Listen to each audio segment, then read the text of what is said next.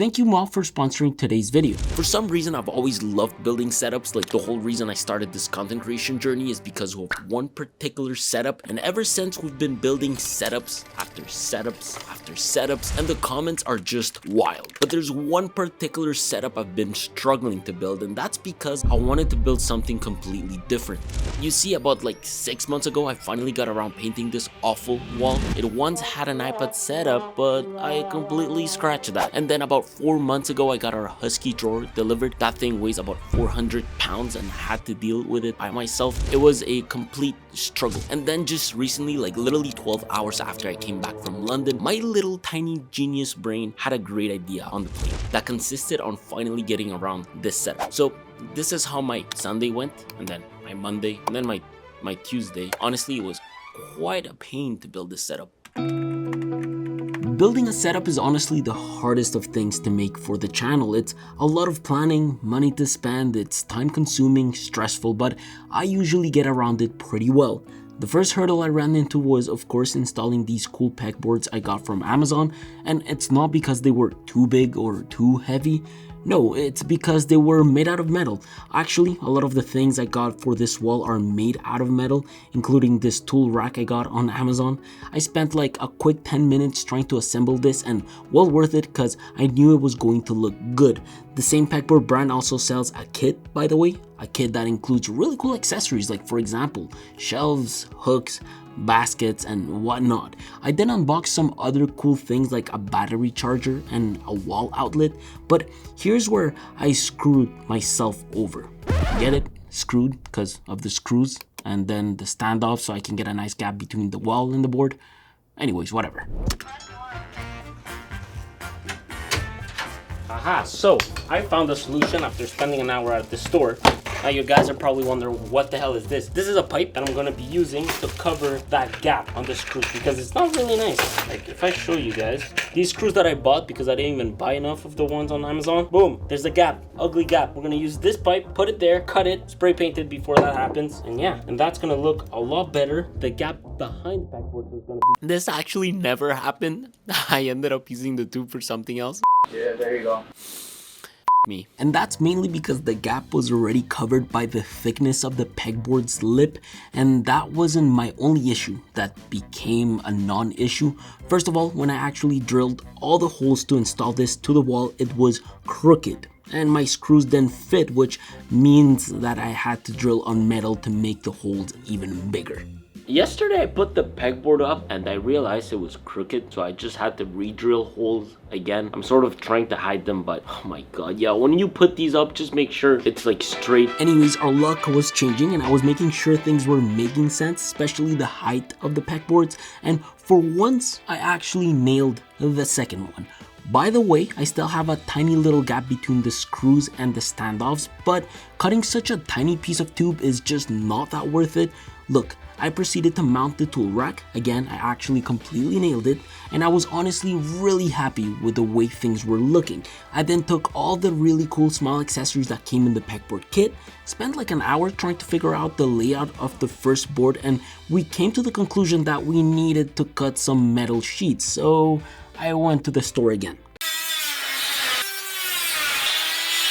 Yeah, all that to fit the power outlet with the extension cord, and oh yeah, the cables for the NPF batteries as well as the cables for our Sony camera battery charger. Look, John and I are freaks. We tried to cover some of the mess I made on the metal sheet. He took some time to spray paint the bolts in black, and then I forgot that I needed another hole to pass cables to the power outlet. You guys see that face? That's a face of me being scared that a spark just F's me up into my eye. Wear glasses. Whatever. Look, I ended up routing cables using some heavy duty Velcro to mount items into the pegboard, except for the power outlet. I actually used Gorilla Tape for that. And you know what? Up to now, everything was sailing smooth. The Gorilla Tape worked. The cable management was cool. It was cool. And the holes made perfect sense, including the one I was drilling to pass that massive extension cord.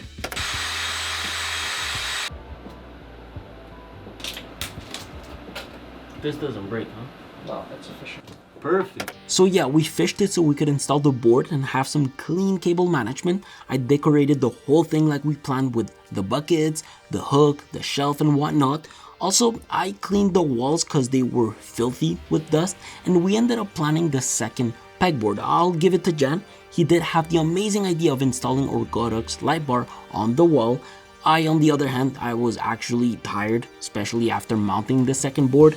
At this point, it was actually like 5 p.m. and the worst part is that I needed to go to a few places to get a bunch of other stuff. Essentially, I got things like a couple of light strips, a useless oversized wall mount, a massive HDMI cable, and some wall plates. You guys want to know why I say massive and useless? Because the mount was like this size and the VESA hole behind the monitor is like this size, so it was like covering the ports. So you know what we ended up doing? We actually searched the whole office for monitor mounts and dismantled everything so we could put two different brand pieces together. Anyways, it worked. It actually worked so well that we had no issues mounting this to the wall. I drilled some holes, made more holes to pass more cables through the wall, and refetched more cables. This is when I knew that this whole setup was going to look so clean. Installing an LG Dual Up with the Hue light strips was going to make this whole setup pop. By the way, heavily recommend you pass wires through walls, including HDMI cables and whatnot.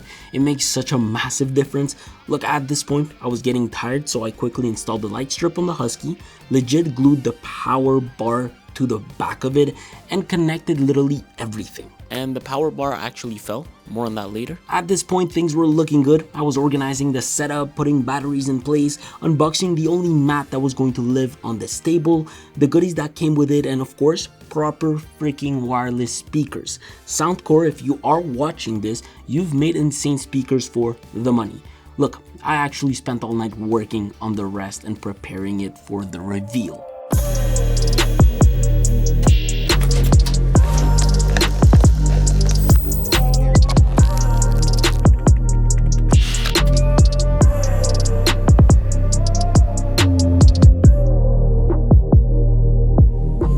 Well, I guess we're finally done with this setup. Let me give you guys a walkthrough. This isn't your typical setup. I wanted to make something different this time around, and I think we got around it pretty well. This here is very much a hands-on workstation, a place where you can literally have all the tools you need to get up and running really quickly. It's not really a setup meant for productivity. It's more of a place where you can check in, grab the gear you need related to your job, and go.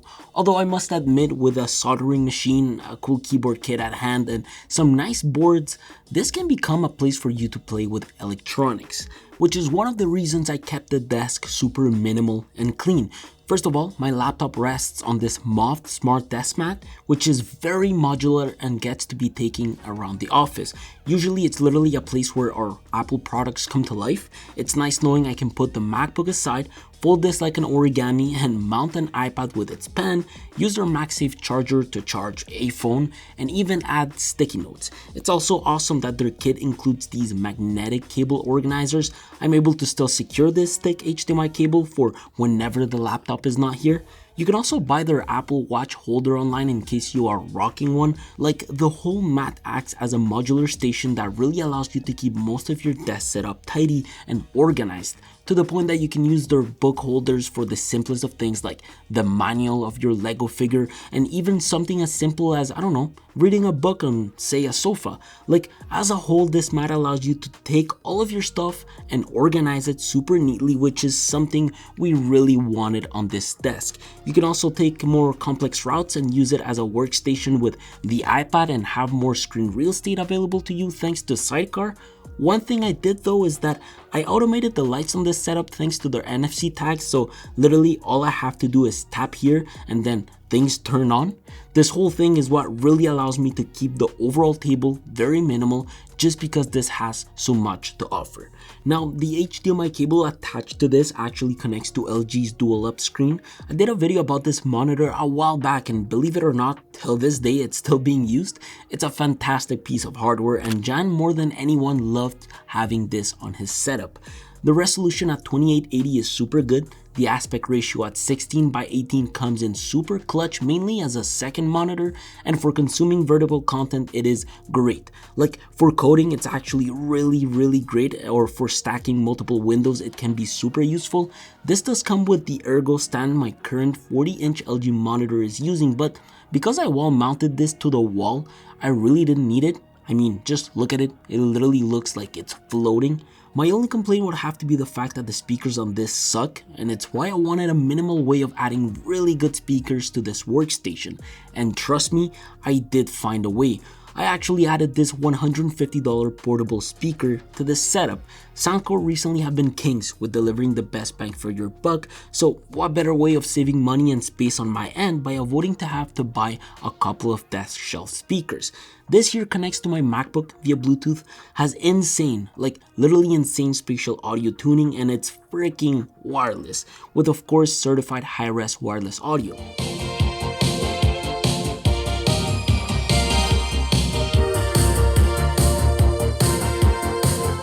It's insane that in this tiny little box you have 3 separate amps and 5 speakers built into it, which includes the one living by the controls. It also delivers 50 watts regardless whether or not the speaker is plugged into the wall. It's incredibly well designed, it looks terrific on my desk, and it's waterproof at IPX7. I'm happy with it by having it sitting on this setup, especially because it's been delivering around 10 to 12 hours of battery life. And if you really want more than just a bass control button to get more out of your sound, connect your phone and play with the EQ. I can also grab the Motion X600 by its handle and displace it anywhere, which is super clutch for us because the Husky table is actually a whole drawer. For now, I don't have much stored here, but eventually with time I will. Both of these drawers are places where you can really keep things organized, especially things you want at hand right away. And that's why the top of my table barely has any peripherals. The bulk of my accessories, however, do live in the middle drawers. These are very well organized, and it's the place that stores keyboards in the larger top drawer, all sorts of small camera equipment, audio equipment like mics, audio interfaces, headphones, and even these little accessories that live in baskets I got from Amazon. I also made a whole separate drawer for all my tools that come in handy for when I'm doing makeovers, and the last drawer is the biggest, and it's where we store a bunch of lighting equipment. I don't know if you've realized, but these drawers are rugged. It prevents things from sliding around and also prevents from your drawers getting scratched. The cool thing about this particular Husky workbench though is the left storage compartment. It can be treated as a whole charging station thanks to its integrated power bar. I charge my DJI mics here, our batteries for the drill, our gimbal batteries. There's enough space for you to cram all of those things in this space, but you have to be careful because this lid opens up and reveals a whole other space to store more things. On my end, I just store our camera monitors and its equipment in here. The rest of the storage compartment is used to store these UG Monk storage boxes that contain miscellaneous cables and some foam I use to wrap things when I give them away. Opposite to all of this, the right hand side of the workbench is sort of empty, and I say sort of because all I've done up to now was putting these DeWalt tool organizer foam inserts. When I find the proper tools that will live in these drawers forever, I will shape these so I can start storing things in here. The last drawer on this side is again pretty big and just stores the rest of my tools along with my drill. I do think there's way more than enough storage with this workbench, and it's fun knowing that you get 2 separate power outlets that are incredibly accessible at all times. I do wish that they would have included the massive power bar I had to install out of the box. This was actually a bit of a pain because the next morning after finishing up the whole setup, the bar fell. So I ended up drilling through the metal and used some screws to mount this whole bar to the Husky. But technically this whole bar powers up pretty much everything. My hue grading light strips, all the outlets on the Husky, the monitor, the Hector floor lamp I got at IKEA, the chargers on the pegboard. It actually keeps everything organized in one place and tidy. Like you guys saw, I ended up drilling through the wall, covered the holes with some nice plates, and passed a power cable all the way to the pegboard. I wanted this left side pegboard to be able to charge batteries and power small things with the help of this power outlet. I also ended up filling these baskets with camera equipment like lens caps, brackets, and ball heads, but on your end, honestly, you can fill these up as you wish. No need to also use the hook for tape or the shelf for lenses. Go ahead and make this whole workstation yours. The same thing goes for the right side pegboard. I personally used it to hold cameras, charge some batteries, hand color coded tape, store my headphones, and hang useful cables. In between these, I also installed a rack I found on Amazon like you guys saw. This is mainly meant to be used as a power tool organizer. However, I think it stores any sort of cases really well, and you can hang any sort of things if you wish. not bags though, and it's why I created a whole wall of bags right beside this. It was actually a last minute decision, just like the light bar we installed on this wall with that crazy heavy duty Velcro. Look, I think as a whole it was such a nice project to tackle, and it's something different compared to most Makecovers I've done. This one here is fun, unique, has a total different meaning, can be used in different ways. Heck, you can buy a bench and just sit on it to work and make cool things happen. I really want to move my soldering machine here so I can have fun with electronics. At some point I will. I can make this whole setup a place for everything and anything. This was one heck of a project, and it's something I've been dragging forever. But we finally made this happen. Let me know down below your thoughts about this. I'll try my best to respond. I hope you guys like this type of video and episode. I will see you all soon, or probably next week. Take care.